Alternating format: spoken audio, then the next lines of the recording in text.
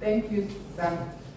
So for the obsolete inland regulation, which doesn't really capture the artisanal sector, currently, as at last year, it has been reviewed, but it is yet to. We have reviewed even the 1992 Safe Fisheries Act, because we can't be talking about operating with the document of like over 25 years back. So it has been reviewed. We are waiting for it to be passed. You know, we can only do at our own level. We have done that, and there is even a follow-up meeting to that effect that we are trying to push for it, because it doesn't really make any more sense if we have to still be referring to document of 1991, which makes it so easy for the industrial sector to get away with some of their EU practices. You can expect if a vessel should head, or a captain goes to where they are not supposed to, they will just pay 50,000, and the person would not mind paying that 50,000, because just a carton 2 kg of what you would get from them is a whole lot. So we are not. It's not in any way beneficial to us. Even we are losing. We are losing a whole lot. So it's been reviewed. We are waiting for it to be passed, and that's about it. And for on the government side, we are actually not doing enough sensitization. If small scale fishermen don't know their area of operation, at the industrial level, it is an aberration. You can't, even the Navy patrol in conjunction with FDF, we have our officers that are always with the Nigerian Navy to monitor with VMS and a whole lot. So they know that if you fish below 5 nautical miles, it's a big deal. You can't even export your product. You cannot. So it's a given. You can't export it. They already know. Or if you are not using your TED, Total Explorer device, so it's a big deal. It attracts sanctions. So your product will not be exported, and that's at the industrial level.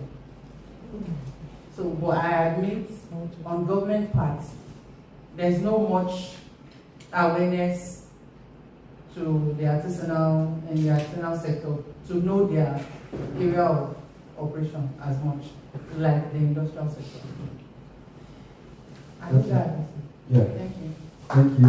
Before we go back to the next person, just for us to know we have something tangible from the World Fisheries Day today. So are you saying, man, that moving further, you have something? Maybe you go back to your department, Federal Department of Fisheries, for sensitization, because someone who's coming into fishery, who has a fishing trawler, even if he doesn't know anything about fishery, because he's going into the industry, he will surely know about the Federal Department of Fisheries. He knows all about the act, because we all follow code of conduct.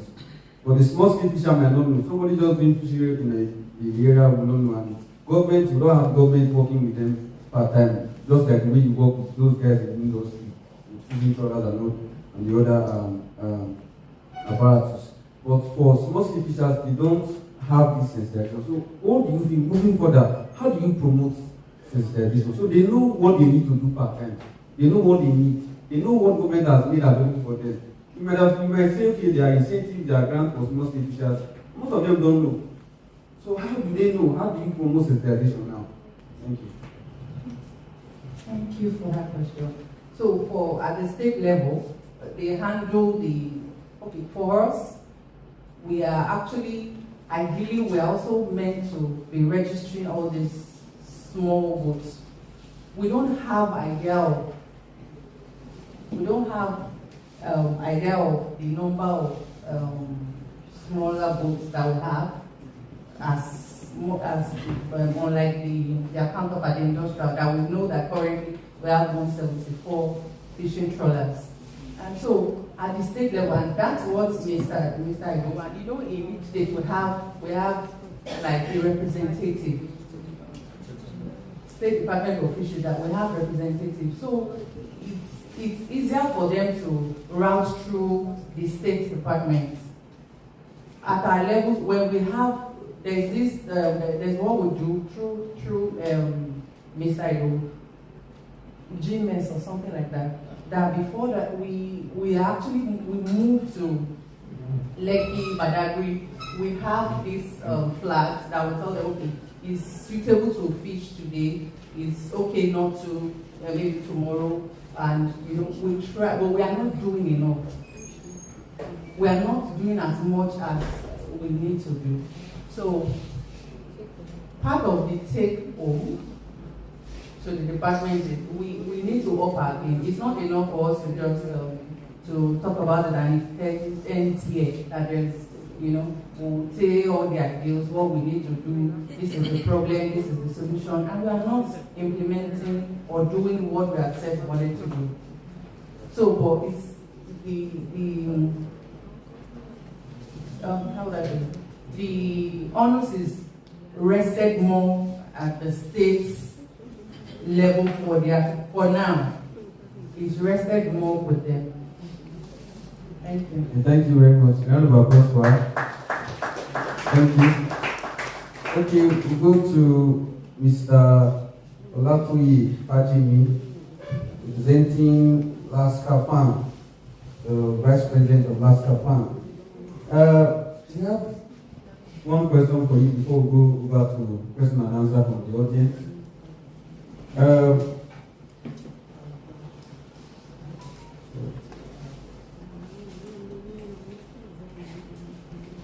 How do we educate participants on sustainable practices such as water management and the use of organic feed to minimize the environmental impact of fish farming? How do we educate participants? You are part of the organization. How do we educate your participants, your colleagues, on sustainable practices such as water management and use of organic feed to minimize the environmental impact of fish farming? Thank you. The last question. What are the challenges for the small-scale farmers to adopt sustainable practices? For people, especially for people who are into aquaculture, there are a number of challenges that they are facing in adopting sustainable practices, and I'll mention just a few of them before I talk about educating them. One of the challenges that is currently lack of regulation. Right now, aquaculture is virtually for everybody. Anybody can buy a pond, start behind his compound, and start growing fish. There's no registration. We don't have a data of who is growing fish anywhere around. So there is a need for regulation, for government, for there to be a body that says you can't start practicing fisheries in whatever form unless you are registered, unless you are identified. That way we can monitor what is being done, and we can ensure that whatever that farmer is doing is sustainable, and there's no obnoxious practice. It's not using antibiotics indiscriminately. It's not throwing its waste around into places that can pollute other people's well or borehole and what have you. That is very important. Even in price regulation and other things, you need to regulate the entry to identify people who are coming into the business is very important. Another very important challenge that is being faced is the knowledge gap. It's huge. About 90% of people who study fisheries and aquaculture in Nigeria today don't practice. I read fisheries and aquaculture at the University of Ibadan.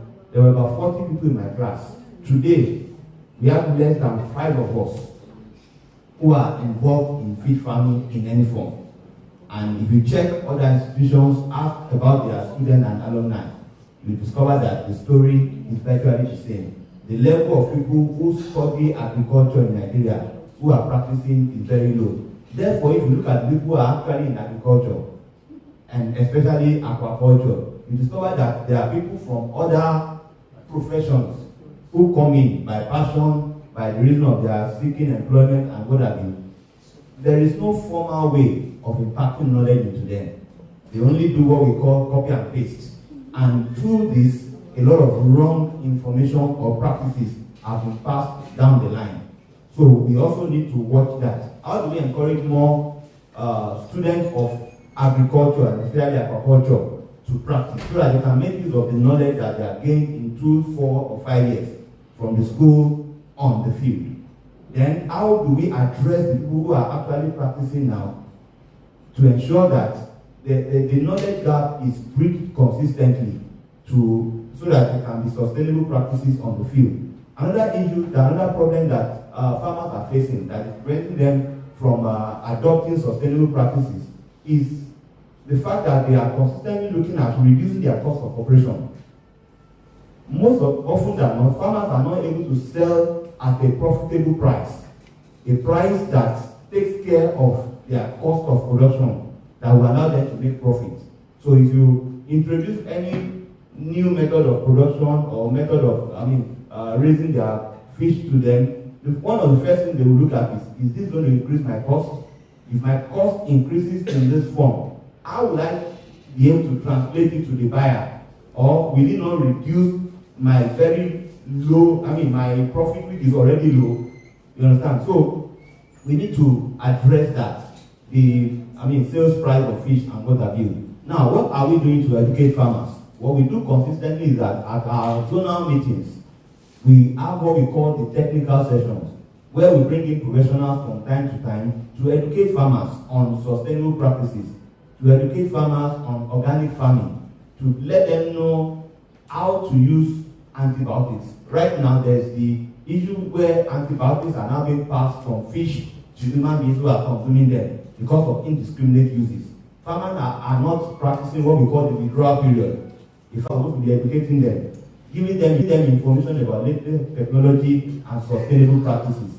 This area of agriculture, we need to look at it. The area of the extension officers reaching down to the farmers consistently and ensuring that whatever they are doing is in line with the right kind of practices to ensure that the business and the practices are sustainable as possible. Thank you. Thank you very much. I spotted something in your what you said now, extension officers. Which office do they come from? How do the farmers know how? Which office do they come from? Well, right now there are two forms of extension services. One from the Ministry of Agri, either at the state level or at the federal level, or even at the local government. Then, right now, some of us are going into what we call the private extension service because we have realized the gap. The gap is so wide and it's becoming wider by the day. The extension service is supposed to be the in-between person between the research institutes and the farmers, between the government and the farmers, taking the farmers' challenges to the research institutes to work on, and taking latest developments and new innovations down to the farmers. But when there are no contacts, the gap will be there and it will be causing problems at both ends. Therefore, what we need to do when there's a register of practitioners, of farmers who are coming into the business, then the extension officers, either private or government employed, would know where the farmers are, what they are doing, and what their challenges are. For instance, we discovered that research institutes are working in isolation. They are developing new technologies. They are working on topics that the farmers are not even aware of.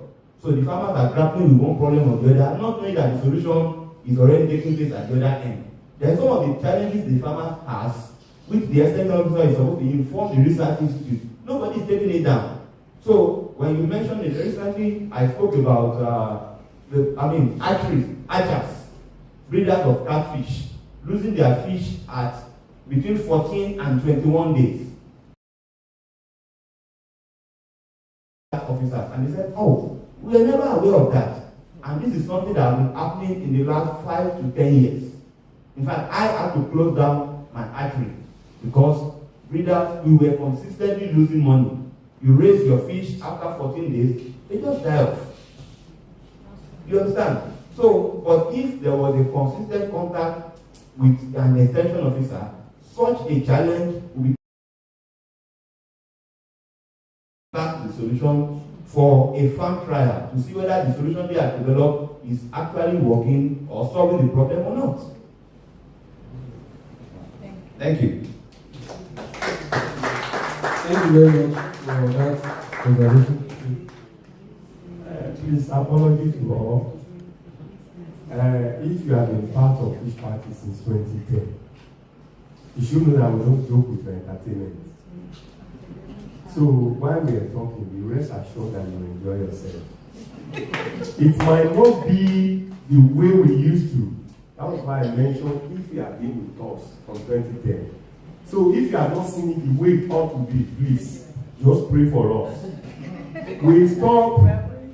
We stop physical program during we need to observe COVID-19 protocol. And since 2019 we've not been. So we decided to say while we are planning for the mega fish party that will involve many things in 2015 at the 2025, of which we are going to be 15 years. So let us go back to the culture we are used to, so that by 15th edition we won't be stalled. We will do more than what we have been doing. So please be rest assured, your food will be packaged for you. So if you like, you start eating here. If you like, we want to take you home for so many of us that will have 10 wives and will have many children. And we are in condition of living power. But the basis why we are here today, we are not talking about grow your own fish. So be rest assured that there is a lot to give. We are keeping it this so that you won't feel that me, they will give me food, let me have my energy. No contribution from my side. The environment, what policies can be advocated to support small-scale fishers? Thank you.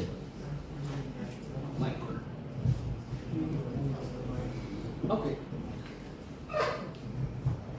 Thank you very much. Actually, before I go, there are some things I need to address.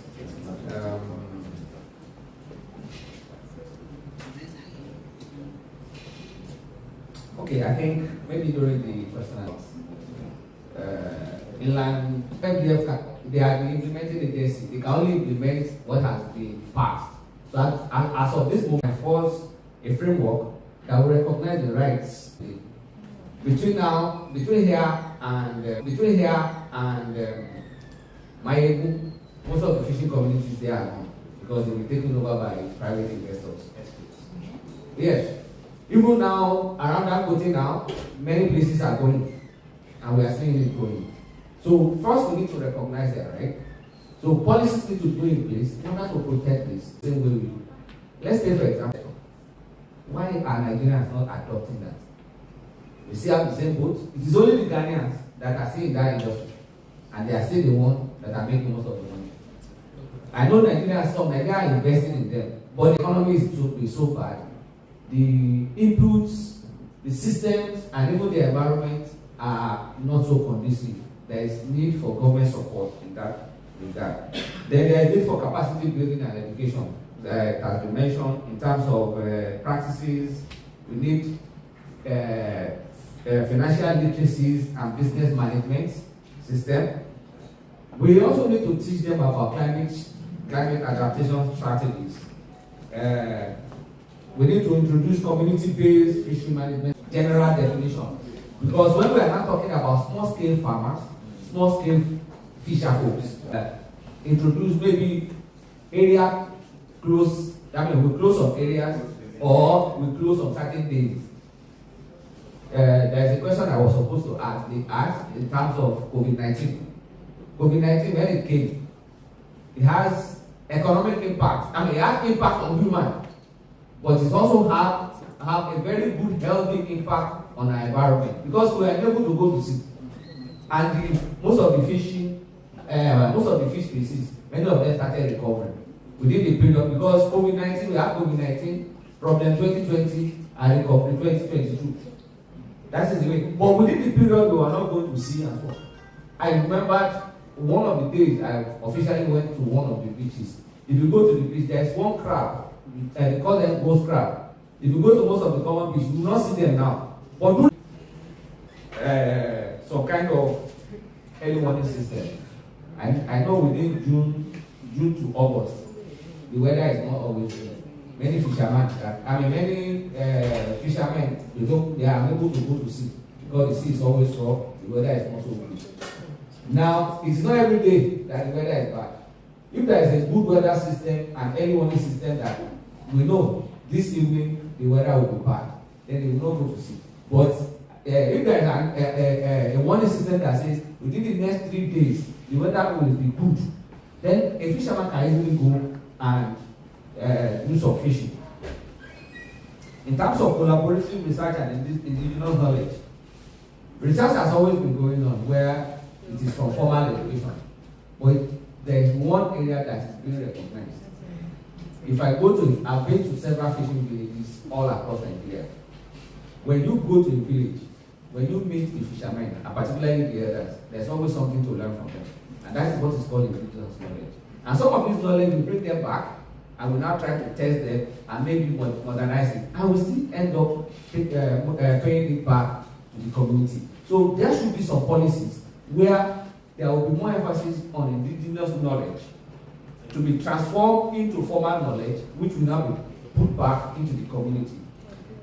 In terms of, we have problems where we call when it comes to small scale, my sister here has said, sometimes we do not look at the nursery ground where the small fishes are eliminated, but at least there is always a way out of every situation if we actually look at them objectively.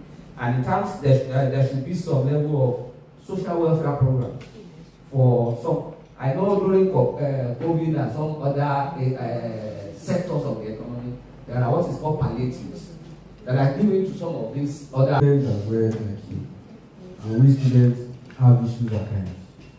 You have the government here, you have actors in the industry here, you have institutions here that really want to see this industry grow. As a student representing all fishing students in Nigeria at large, what would you say to them in order to change the narrative? To assist students graduating from schools, to make it easy for them, it's a big flaw for you. What will you say that they can have from you and can change the whole narrative so that you, after college, after school, it's easy for you, it's easy for everyone. So what do you think they can adopt from you now? Thank you. Thank you very much for the question. Like it has said, and now it is 4. I've been practicing it. Yes, and same to like we that are currently we are in school right now. Some that just graduated with their ND.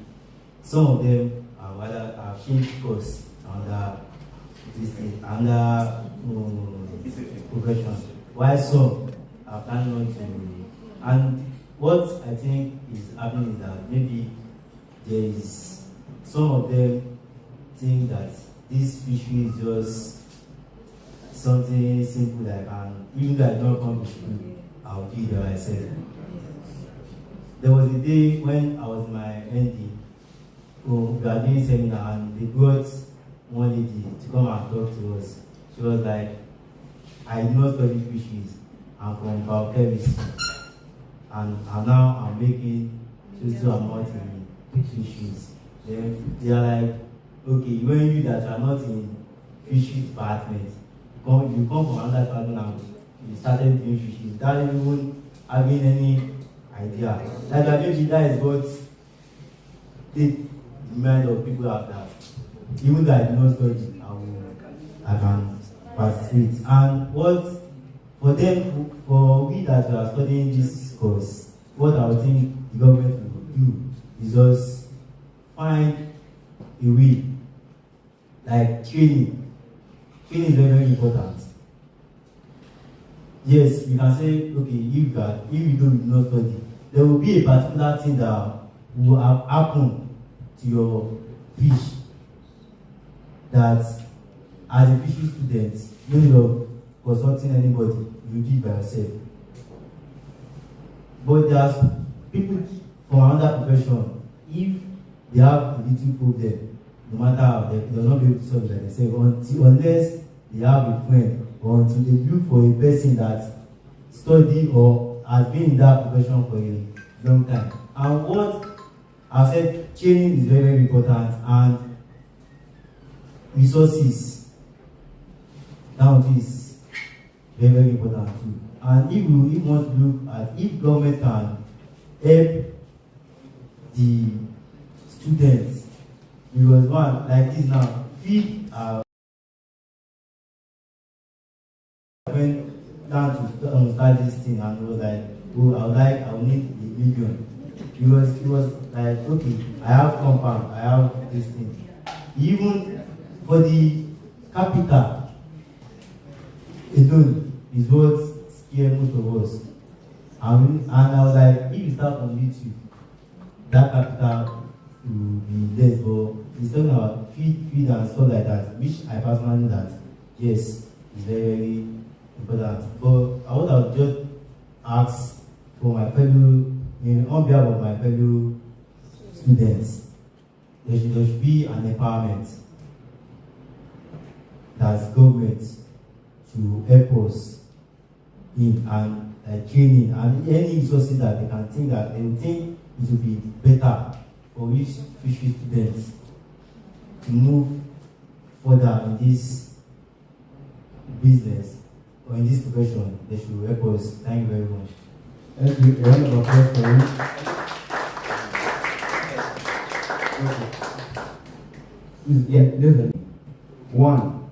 One of the challenges we have, fishery students have, is that a lot of people who are lecturing them have never worked on the farm. True.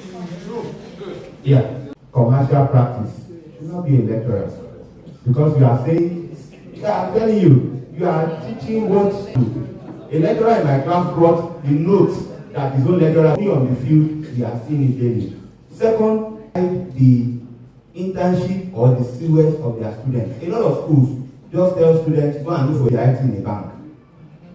A lot of agri students run their IT with insurance corporations. A lot of students go to government institutes who don't have functional farms for 6 months for their IT. The IT year, either 2 months or 6 months, is supposed to be the confidence giving time for the student to go and see what he has been taught in class.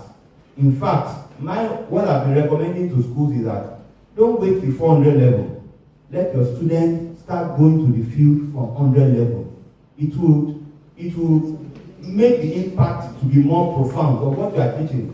Because when you are talking about catfish and they are not seeing catfish, you are just drawing it.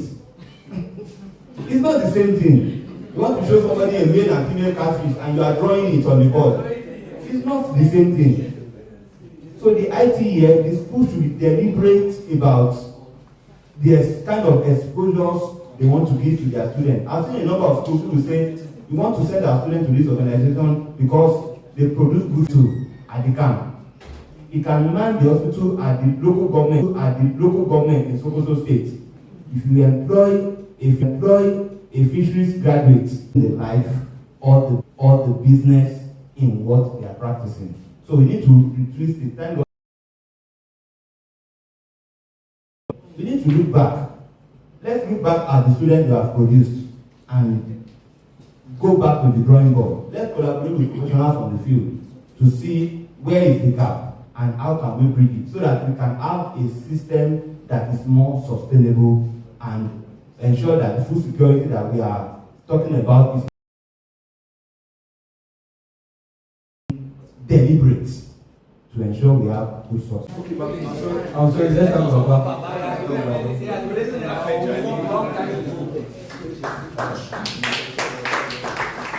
Thank you very much. And for this gathering effort for this program. You always help us as Badagry coming out from our big guns in the high table. And I think the point is very nice.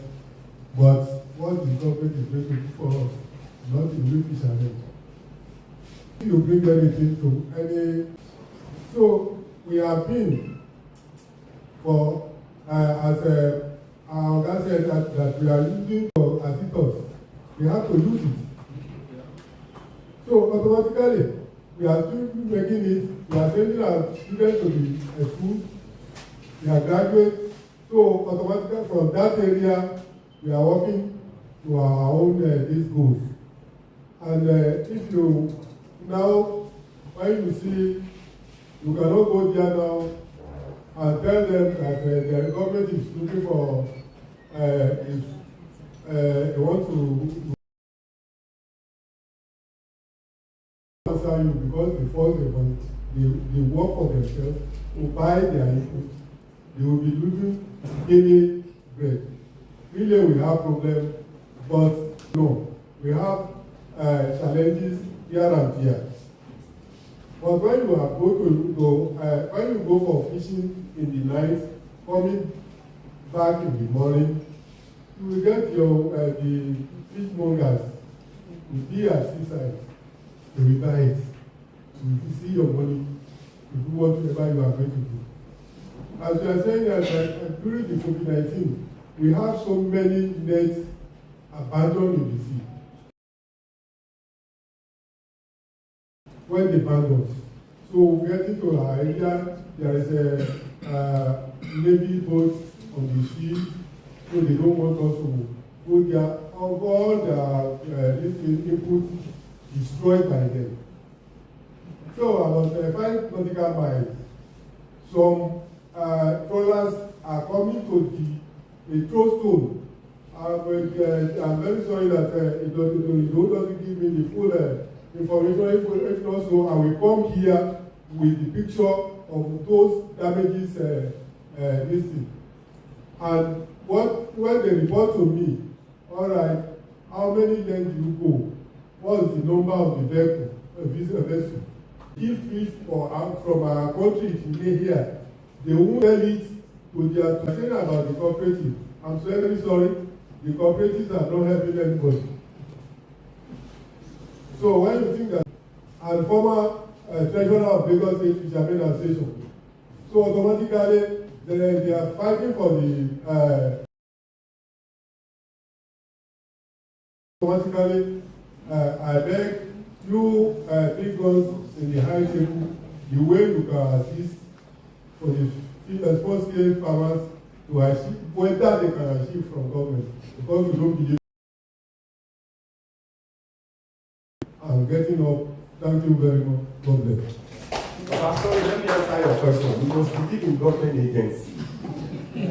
You cannot do anything without government enablement. You cannot do anything without the background of government policy. Or to carry the rank of federal today, I am not state actor.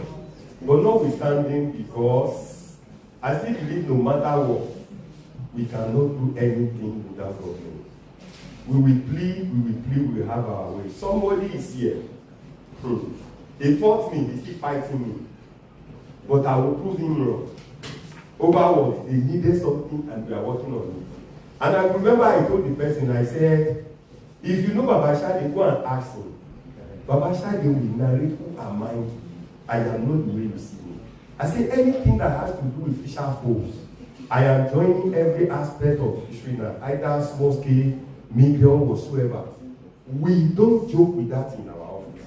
And personally, it's a passion. I will never joke. So, Papa, please try to like us. Apology because of our agenda. Every other question, I will answer it. I want to move to that table now and come, sir. And that is meeting fish party. Anything you want to ask, then you ask me. Because of our time, we also consider the traffic and other things. The people that will serve you food, they are already packing it. And we have one important event here. We call it Fish Party Hall of Fame. Any of our presenters, automatically you are the what? You qualify to do what? To be part of Fish Party Hall of Fame. How we are going to do that, very soon you will see. So the panelists, they are all qualified. Some people are here, if you have seen the picture, maybe Mr. Johnson, please just project that picture. Example of the people who have been decorated. So it's a significant thing that connects us to the root of where we are here for. We are here because fish lives matter. We cannot practice fishery outside aquatic fish party that the rain will not fall. Ask him if I'm lying. There is no here, so I am still praying. God, please let the rain fall, but let it not stop falling. So, please, we are going to do that for automatically the people on panel session. So, please, we are not cutting off everybody from the special event of today. We have answered your question. We want to move to the next item. Apologies, sir. Yeah. That by giving $10,000 each as loan, supposed to be revolving. What we are doing now, we are not looking at anything. We are only based on efficient system in place. And the issue of cooperative is not healthy. Baba, cooperative is not government. Cooperative is the people. So if the cooperative is failing, it means it's the people or the community that are failing. And that is why we are having issues. Because if the community people are just there, Agbada to come and eat. But it is the people, not the government, sir. And it is always, and the best of Alaska farm. If anything is coming to fish farmer now, I can easily meet with Alaska farm. I can meet with Kafan also. Meet with them. With them, they are the ones to transmit the plan and objective of what I want to do back to their people. I cannot reach individuals. So if cooperative fails, it is the people that fail. And issue of, I know you are from Badagry, sir. Okay, maybe that's the reason why you need you to talk about the Ghanaians taking the fish to Badagry because they are close. Sir? I said that there is a big break now in Ghana. Yes, I know. Republic of Benin. No, they have resumed back. They are resumed back, but many of them, Yes, I'll tell you, sir. That one is ongoing. Ghana has started close season. Cote d'Ivoire have joined. I think Togo has joined. I think Benin have joined. Nigeria is here to join. You know, if you say don't operate here, I can go somewhere else. But it's becoming a regional thing between the Gulf of Guinea states, all the states along it, that Nigeria is considering it closing. So everybody, when Ghana close, Nigeria will close. And that will help the fish to grow. As I said, everybody here is because of the fish. It's the fish that put everybody here together. If the fish is not healthy in the environment, we cannot be healthy. Thank you, sir. Well, I want to notice something now. Because of now our people are hearing you have mentioned it, but government is the one who will take care of it. Half-inch net is destroying. Yes, sir. Well, that one, I think, just for time. But as I said, if government make even in the Inland Fisheries Act or even the Sea Fisheries Act, it is there. You should not use illegal net. But if you have a community, a cooperative society or organization within the community that is also enforcing what government says, then we are able to get a police station. I live in Ikorodu. But what I'm saying is that sometimes some of these activities have to be people oriented and supported. I know government has their problem, but government has not been helping us. But government is not helping us because many a times at government level, as I said, mark my statement, everybody has a problem. Individual government. Because if government is to implement something, there will be some problem even before it gets to your community. And when it now gets into the community too, there's something too that will disappear. And that's why we are not getting what we want to do. But if community can start, that's why we said from bottom to up approach. If our community, if my environment is not safe, I should not be depending on police. Good afternoon, ladies and gentlemen. Yes, sir. I hope you are hearing me. Yes, sir. I've been listening to everyone concerning fisheries, in Nigeria particularly. Some years back, I decided to take interest in this country. Going to a country where there is no fish, like Kenya. And I found out something. By the time they asked me a question, they said, why are you Nigerians complacent? That's number one. This place is not convenient. That's why are you so? I'm not a Nigerian. So I try to think like a Kenyan. And I been so complacent. You said something ignorant of what we have. Fish. You can't compare the reproductive pattern of fish to animals or to any other. Fish is so, it's like the natural kinetic power given to man to sustain. Now, why are students not, you study fisheries, why are you not in fisheries? You study fisheries, why are you not in fisheries? Why? Because of petrochemical or petronaira. That's your problem. That's our pain. All this while, from 1966 to this time, I'm not talking about studying a fishery. I wasn't a fishery something. I studied economics for my first degree. Second degree, I went into accountancy. But I came back to fisheries because the potential in fishery is so great. But everybody has stopped at subsistence level. Even all of you that have said this, how many of you can boast that you produce 50 million naira worth of fish per annum? Why? You. All right, I will still talk to you. Now, listen to me very well. 1969, there was Odeda Farm Institute. And if you are going by Odeda Farm Institute by that logo, that was my school. And I could see, my father was an agriculturalist, and I could see them digging about an acre of land for catfish and tilapia. Then when you go to the other side, they now developed on this one, because this one was meant to feed cows. So they kept the pond with fish so that it can be alive for cows. But the other side was so much, and it was feeding the whole of Odeda, coming to Abeokuta and feeding everywhere. Now, listen to me. Fish is the only agricultural product that you can just close your eyes and get into, and be sure that you will not lose. You have seen my construction. This I know. You have seen my construction. Yes, sir. Can you imagine having a pond on a land higher than the real level of the land like this?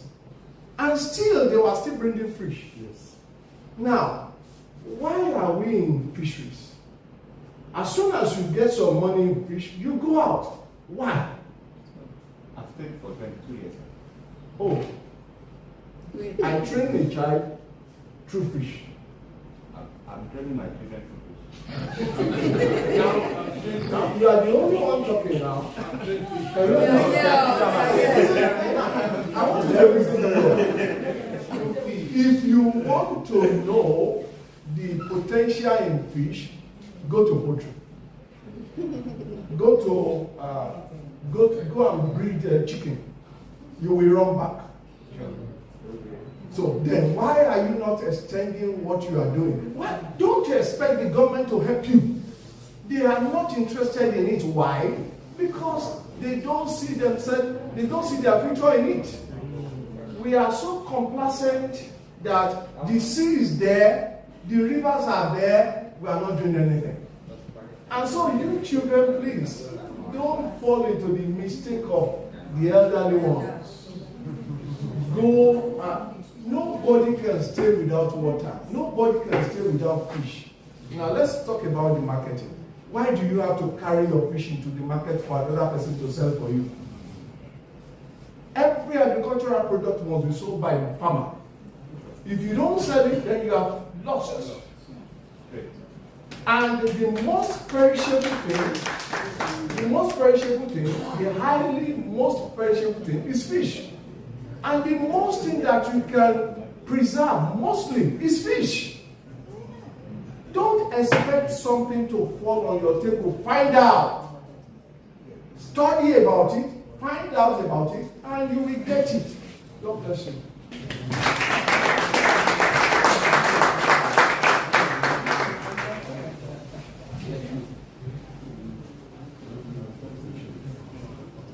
round of applause again for that Bishop Garrett.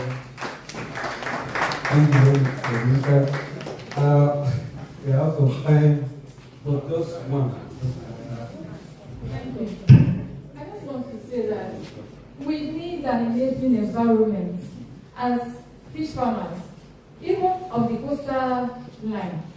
Our waters are being polluted, dredgers activities are driving us out of business. I stand to be corrected. I said that we are poultry farming, that they are living fisheries. I want to say that if care is not taken, we will leave aquaculture to poultry, because many fish farmers, they have left the business now. They have gone to poultry industry because meat also is for consumption. If you cannot produce meat, you produce egg. But fish, if you want to use earthen pond, you'll be afraid of flood. If you want to use concrete pond, you'll be waiting on power holding. You'll be wasting money on that. And if you want to be a collapsible tank too, also your water management, you'll be a problem. Going for cage capturing, you are afraid of dredgers. You put fish into the cage, and before you know it, you are losing fish. A pen is a case study now. In March, we lost so many fishes. What has government done towards that? Nothing. We are still expecting, waiting on hope that have not been seen. And yet, we are still practicing this business. We stopped some fish few months ago. We lost some fish because the water, they were being polluted again. What is the way forward? What is government doing to help fish farmers, not to run out of existence? Thank you. Last question, please. So the panelists can just round up. Good afternoon. I want to add one of the things to things I respect today. Most people who study fishery, if you check their background, they are not financially buoyant. The people who make profit, who really invested in fishery or aquaculture, are people who are financially balanced. And that's why you see them doing very well. We have a lot of, hold on, I have example of it. People who study fishery, check 90% of them, they wanted medicine. But because they didn't get medicine, and their brain just pushed them, it's not something they have passion for. They get me fishery. Yes. I'm an example. I changed from pharmacy to marine. And people were like, are you alright? So, do you know?